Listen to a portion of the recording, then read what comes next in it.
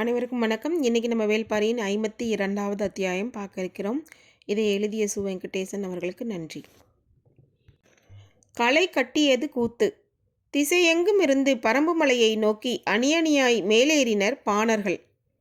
கூத்து தொடங்கும் முன் தங்களின் பறைகளை நெருப்பிலே சூடேற்றினர். சூடேற்றிய பறையை இழுத்தடித்ததும் ஓசையின் வழி நெருப்பே பரவியது. வைப்பூரை எரித்த நெருப்பு, அருகன்குடியை அழித்த நெருப்பு, யவன நாவாய்களை விழுங்கிய நெருப்பு, களந்தோறும் கனன்ற நெருப்பு, அந்நெருப்பே பாடலாய் மாறியது. நெருப்பின் பாடலே இரவெங்கும் ஒலித்தது. பரம்பின் வீரர்கள் நால்வரின் வாயிலிருந்து உமிழப்பட்ட பொறித்துகளை இப்பொழுது நிலமெங்கும் பாணர்கள் உமிழ்ந்து கொண்டிருந்தனர். பாய் மரங்களை விட உயரத்தில் பறந்து கொண்டிருந்த பாண்டியனின் புகழ் மீது பற்றி எரிந்தது நெருப்பு. கருகி உதிரும் புகழின் சாம்பலேந்தி வழியெங்கும் பாட்டிசைத்தனர் அகவன் மக்கள். நீரின் மீது ஆடிய நெருப்பின் நடனத்தை நிலமெங்கும் ஆடி கழித்தனர் கூத்தர்கள். வணிகர்களின் அச்சு ஒடிவது ஏதோ ஒரு வகையில் மக்கள் எல்லோருக்கும் பிடித்திருந்தது. அதனாலேயே இச்செய்தி மக்களின் செய்தியாக மாறியது. சேரனும் சோழனும் கூட இக்கதை பாடலை அவையில் பாடச் சொல்லி கேட்டனர். வேந்தர்களில் முதல் நிலையை அடைந்து விட்டதாக செருக்கிக் கொண்ட பாண்டியன் எரிந்த கதை இன்பத்தை சுரந்தது. பாண்டிய இளவரசனின் மணவிழாவில் நிகழ்ந்த கூத்துக்கள் எல்லாம் இப்பொழுது நிலமெங்கும் கேலி கூத்தாய் நிகழ்ந்து கொண்டிருந்தன. செல்வத்தின் கருநிழலில் கால் மிதித்து ஆடினர் கலைஞர்கள். ஓடோடிகளும் நாடோடிகளும் தமக்கான பாடலை தமது நரம்பெடுத்து மீட்டனர். ஆக்கத்தில் கிடைக்கும் இன்பம் அழிவிலும் கிடைக்கும். இவ்வழிவு தற்செயல் என்றுதான் எல்லோரும் நம்பினர். ஆனால் முற்றிலும் எரிந்த தீயிலிருந்து எரியாமல் வெளிவந்தது உண்மை. இது தற்செயல் அல்ல, தாக்குதல் என தெரிய வந்தது. தாக்கியது திரையர் கூட்டம் என்பது அறிய வந்தது. உடனிருந்தது பரம்பு மக்கள் என்பதும் புரிய வந்தது. அவ்வளவு காலமும் பரவிய நெருப்பை பற்றிய கதை இப்பொழுதுதான் நெருப்பாய் பரவத் தொடங்கியது. வேள்பாரியின் சீற்றம் கடல் தொட்டு திரும்பியதென தென்பறை முழங்கினர் பாணர்கள். நெருப்பை விட வேகமாக பரவக்கூடியது கதை.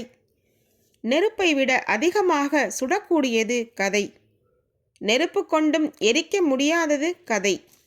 எனவே இக்கதை பரவுவதை தடுக்கவோ, எரிவதை நிறுத்தவோ, சுடுவதை மறைக்கவோ யாராலும் முடியவில்லை. இந்நெருப்பை நீர் கொண்டு அணைக்க முடியாது. ஏனென்றால் இந்நெருப்பே நீரின் மீதுதான் எரிய தொடங்கியது. கடைசி வரை நீரின் சாட்சியாகவே எரிந்து தணிந்தது. வெஸ்பானியனின் உடலில் படிந்த தீயை அணைக்க எவ்வளவு முயன்றும் முடியவில்லை. நதியிலே தள்ளிவிட்டு காப்பாற்றிவிடலாம் என நினைத்து நெருப்போடு நீருக்குள் தள்ளினர்.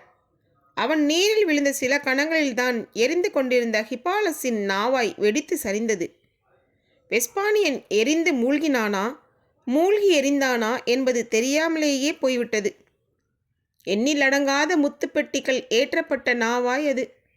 ஒவ்வொரு வணிகனும் பெரும் மகிழ்வோடு கணக்கில்லாத பொருட்களை வாங்கி களம் நிறைத்து புறப்படும் வேளையில் நெருப்பு நடனம் நிகழ்ந்ததால் களத்தில் இருந்த பொருட்களின் அளவு கணக்கிட முடியாததாக இருந்தது.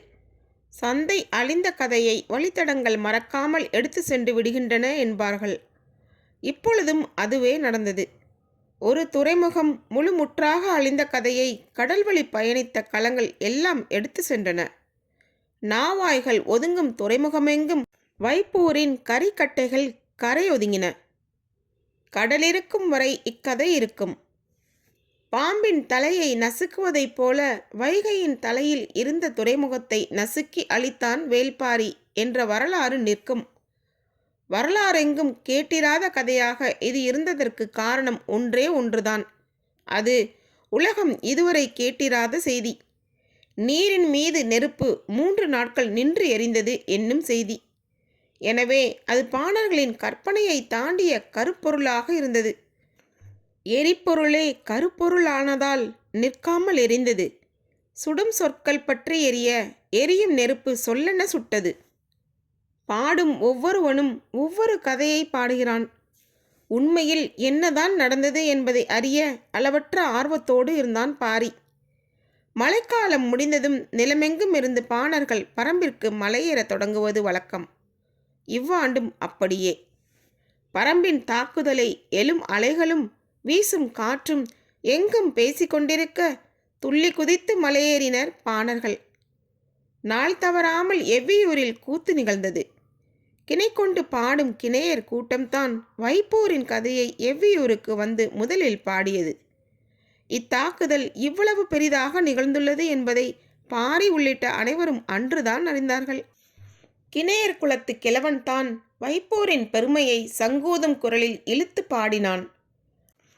வைகையின் வாய்முக பகுதி, கடலை முத்தமிட்டு முத்தமிட்டு பின்வாங்கும் அதன் அழகு, களங்கள் வந்து நிற்கும் வரிசையை ஒருபோதும் சேதப்படுத்தாத காற்று, பாண்டியனின் மகுடத்தில் ஒளிரும் பொன்னிறக் கல் அது என்று அதன் பெருமையை சொல்லி முடித்ததும் இளங்கினையன் களம் இறங்கினான்.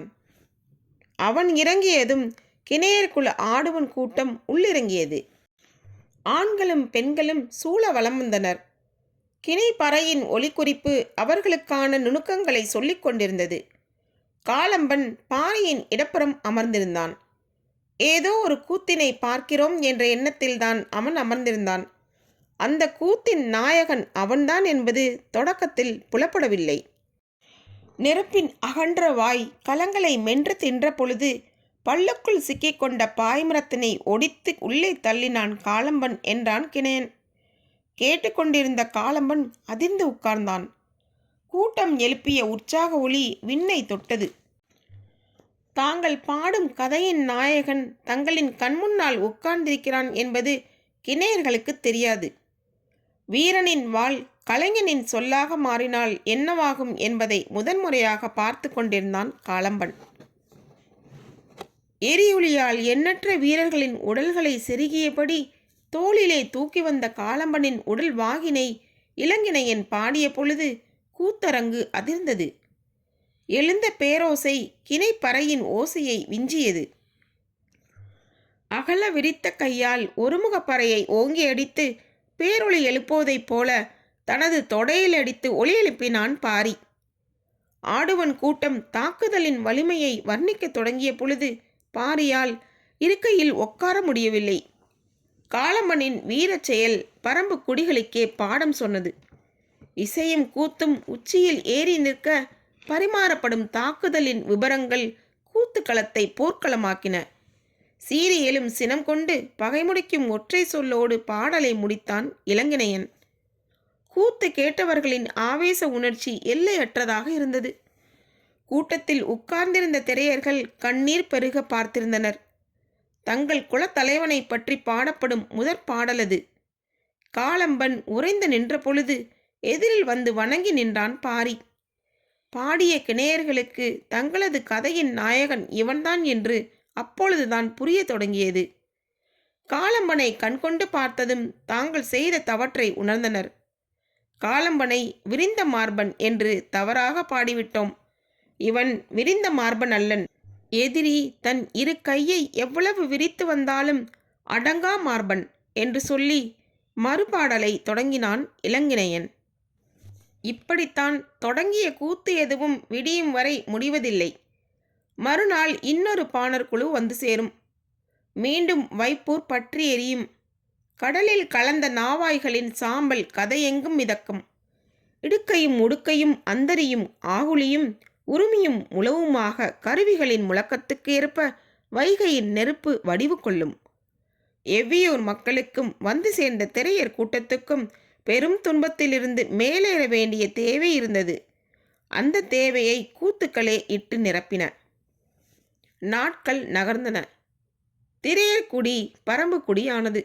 திரையர் குலத்தின் மூத்த பெண்ணொருத்தி கூடை நிறைய பழங்களை கொண்டு வந்து கொற்றவையின் முன்னால் பரப்பினாள்.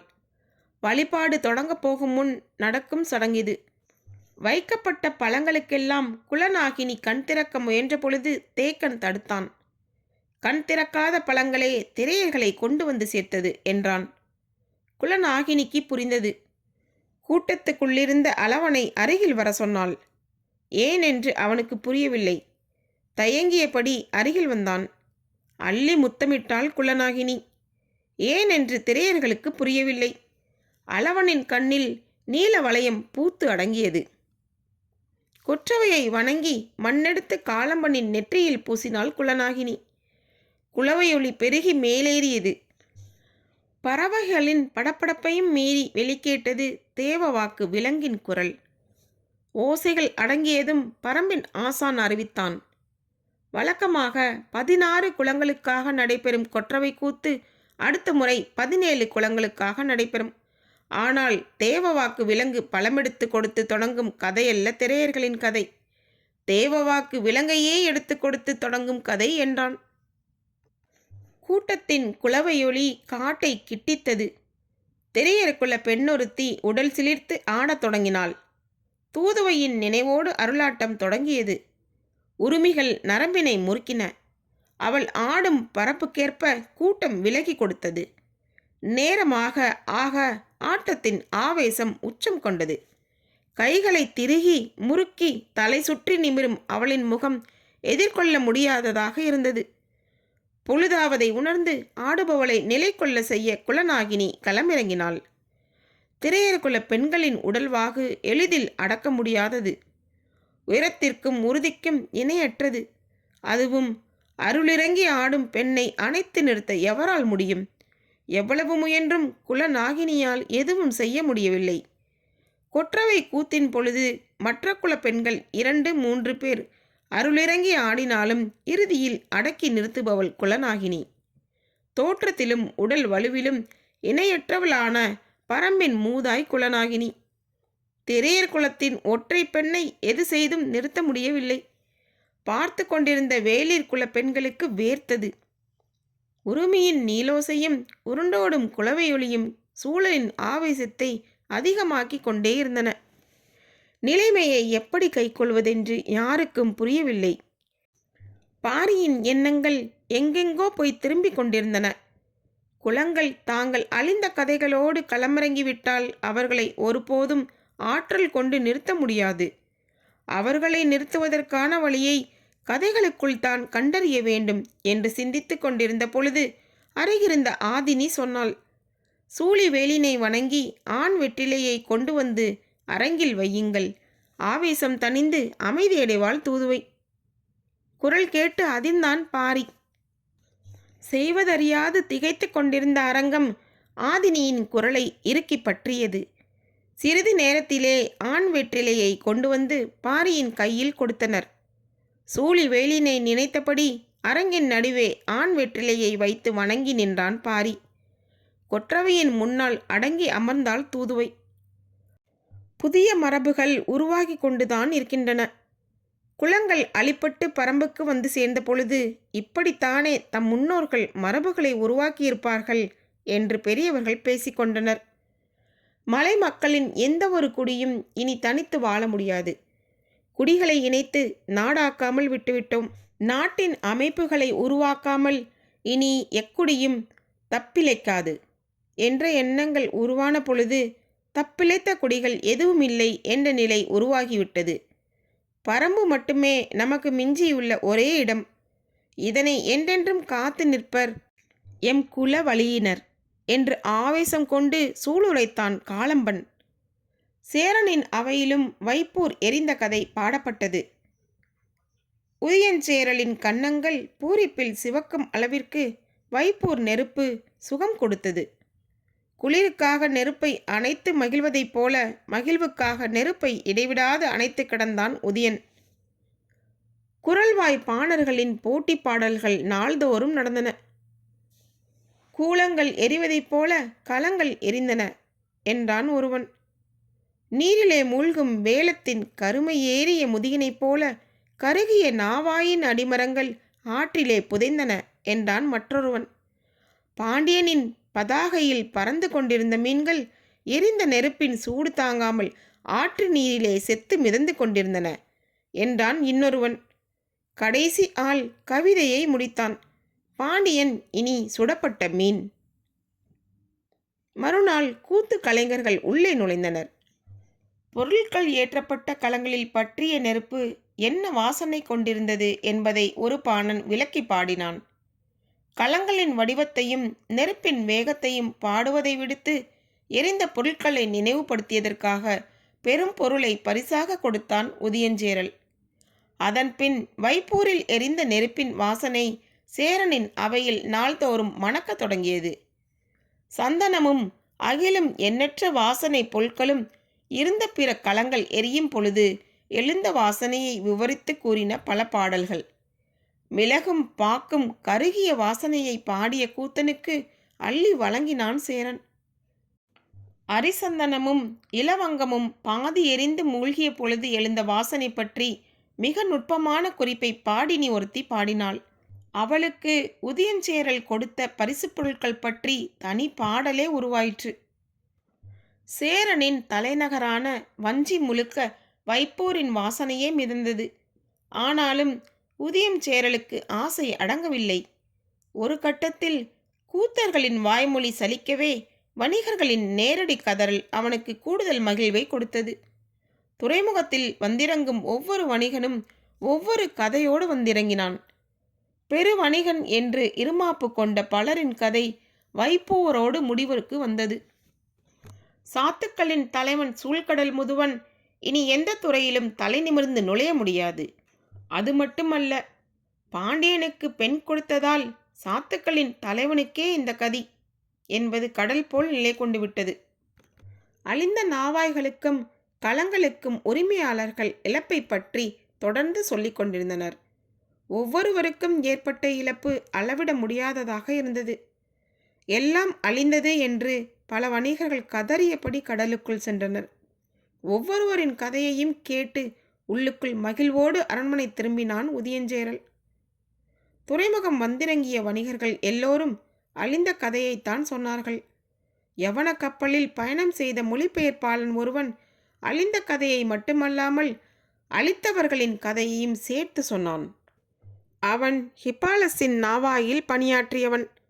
பாண்டிய மன்னனின் பரிசாக முசுகுந்தர் கொடுத்த புதிய அடிமைகளை கப்பலின் மேல்தளத்தில் ஏற்றியதிலிருந்து அவன் கதையை தொடங்கினான். நடந்தவை எல்லாவற்றையும் சொல்லி முடித்தான். கதை கேட்ட உதியஞ்சேரலின் செவிகளில் பொறித்துகளை முகிழ்ந்தவன் அவன்தான். வாய் பிளந்து கேட்டு மகிழ்ந்த உதியஞ்சேரல் வாய் மூடி அமைதியானான். பாரிதான் இவ்வளவையும் செய்தான் என்பதை அவனால் நம்பவே முடியவில்லை. அதன்பின் உதியஞ்சேரல் யாரிடமும் கதை கேட்கவில்லை. ஆனாலும் அதுவரை அவன் கேட்ட கதைகள் எல்லாம் அவனை சும்மா விடவில்லை. வைப்பூரில் எரிந்த நெருப்பின் சூடு வஞ்சி மாநகருக்கும் பரவியது. நெருப்பு சுடத் தொடங்கியது. பரம்பு மலை இருக்குமிடத்துக்கும் வைப்பூர் இருக்குமிடத்துக்கும் எந்த தொடர்பும் இல்லை. நிலப்பரப்பால் தொடர்பே ஏற்படுத்தி கொள்ள முடியாத பகுதியையே முற்றிலும் அழித்துள்ளான் வேள்பாரி. அதுவும் சின்னஞ்சிறு படையை மட்டுமே அனுப்பி நாள்தோறும் சேரன் கேட்ட கதைகள் புதிய புதிய சான்றுகளை அவனுக்குள் இருந்தே எடுத்து கொடுத்து கொண்டிருந்தன. ஒரு கட்டத்தில் தனக்குத்தானே எரியத் தொடங்கினான். பதற்றம் கூடியது. பரம்புமலை நோக்கி பாதையை உருவாக்கும் திட்டம் ஏறக்குறைய முடியும் தருவாயில் உள்ளது. ஒன்றிரண்டல்ல, பல முனைகளிலிருந்தும் அடற்காட்டை கிழித்து சேர வீரர்கள் உள்நுழைந்தனர். ஏற்கனவே வகுத்த திட்டப்படி படைகள் புறப்பட வேண்டிய நாள் மிக அருகில் இருக்கிறது. ஆனால் படுக்கையில் கிடந்த உதியஞ்சேரலின் உடற்சூடு அளவிட முடியாததாக இருந்தது. கதை கேட்டு மகிழ்ந்தபடி இருந்தான் செங்கன சோழன். பேரரசர் சோழவேலனின் மகன். முதலில் அவனுக்குத்தான் பொற்சுவையை பெண் கேட்டனர். எல்லாம் நல்லபடியாக முடியும் என்று சோழவேலன் நம்பியிருந்த பொழுதுதான் குலசேகர பாண்டியன் முத்துக்களை உருட்டிவிட்டு விளையாடத் தொடங்கினான். சூழ்கடல் முதுவனின் சொற்கள் உருளும் முத்துக்களை மிதித்து சரிவு கண்டது. மன ஒப்பந்தம் பாண்டியர்களோடு என்று ஆனது. உள்ளுக்குள் அவமானத்தை உணர்ந்தபடி இருந்த சோழவேலன் அதனை வெளிக்காட்டி கொள்ளவில்லை. இயல்பிலேயே தங்களை விட சேரர்களும் பாண்டியர்களும் வலிமையோடு இருக்கின்றனர் என்று அவனுக்கு தெரியும். அந்த வலிமைக்கு முக்கிய காரணமாக வணிகமும் இருந்தது. எனவே தான் வணிகர் குலம் நோக்கி அவன் பெண் பார்க்க தொடங்கினான். ஆனால் நிலைமை கைமீறி போய்விட்டது. திருமண செய்தி வந்து கொண்டே இருந்தது. அவமானங்களை கடக்க பெரும் பாடுபட வேண்டியிருந்தது. மாத கணக்கிற்பட்ட அவமானத்தை வந்து சேர்ந்த ஒற்றை செய்தி துடை தெரிந்தது. நினைத்து நினைத்து மகிழ்ந்தான். ஒரு துறைமுகமே அழிந்ததா? மீண்டும் மீண்டும் கேட்டான். கேட்டு கேட்டு மகிழ்ந்தான். தந்தையின் அறைக்குள் நுழைந்தான் செங்கன சோழன். உடனிருந்தவர்கள் விலகி வெளியேறினர். மகிழ்ந்து கிடக்கும் தந்தையை பார்த்து மகன் கேட்டான், பாண்டியன் எரிந்ததற்கே இவ்வளவு மகிழ்கிறாயே, பரம்பு எரிந்தால் எவ்வளவு மகிழ்வாய்? அதிர்ந்தான் சோழவேந்தன். மகனின் ஆற்றல் அவனுக்கு நன்கு தெரியும். அதனால்தான் இவ்வளவு இளம் வயதில் முடிசூட்ட வேண்டுமா என்று பலரும் தயக்கம் காட்டிய பொழுதும் துணிந்து செங்கண்ணனுக்கு பட்டம் சூட்டினான். அதிர்ச்சியிலிருந்து மீளாமலேயே கேட்டான் சோழவேலன், முடியுமா மகனே? இது நாள் வரை இவ்வினாவிற்கு விடையின்றி இருந்தேன். இப்பொழுது அதனை அறிந்துவிட்டேன். எப்படி? நம்மையோ நமது முயற்சியையோ இதுவரை பாரி அறியவில்லை. இனிமேல் அவன் அறியப் போவதே இல்லை. ஏனென்றால் அவனது முழு கவனமும் திசை திரும்பிவிட்டது. அவன் சொல்ல வருவதை உற்று கவனித்து கொண்டிருந்தான். ஏற்கனவே அவமானப்பட்டு நிற்கும் சேரனும் புதிய அவமானத்தோடு நிற்கும் பாண்டியனும் இப்பொழுது ஒன்றிணைவார்கள். பரம்பின் கீழ் திசையிலிருந்தும் மேல் திசையிலிருந்தும் இவர்களின் படை நகரும். இரு பெரும் பேரரசுகளின் தாக்குதலை முழுமூச்சோடு எதிர்த்து வலிமையோடு போர் புரிவான் பாரி. சொல்லி நிறுத்தினான் செங்கன சோழன். கண்ணிமைக்காமல் அவனையே பார்த்து கொண்டிருந்தான் சோழவேந்தன். தலை திரும்பி கருவிழியை உருட்டியபடி சொன்னான், ஆளரவமற்று கிடக்கும் பரம்பின் வடதிசை மலைகளுக்கிடையே நம் படைகள் நகரும் ஓசையை அவன் உணரப்போவதே இல்லை. கண்ணிமைக்காமல் இருந்த சோழவேந்தன் அப்பொழுதுதான் தலை குலுக்கி நினைவு மீண்டான். நான் தாக்கப் போவது பரம்பின் தலைநகரையோ பாரியையோ அல்ல. சொல்லியபடி இருக்கையை விட்டு எழுந்தான் செங்கன சோழன். அவனுடைய சொற்களால் கட்டப்பட்டிருந்த சோழவேலனும் இழுப்பட்டு எழுந்து அவன் பின்னே சென்றான். நாட்டை ஆள்பவர்கள் காட்டை ஆள நினைக்கும் மூடத்தனத்தை சேரனும் பாண்டியனும் செய்யட்டும். நான் ஆள்வதற்கு பரம்பில் எதுவும் இல்லை. ஆனால் அடைவதற்கு ஒன்றிருக்கிறது. அதனை அடைவேன். பரம்பின் குரல் ஒலிக்கும். விடைபெறுவது தீபா. நன்றி.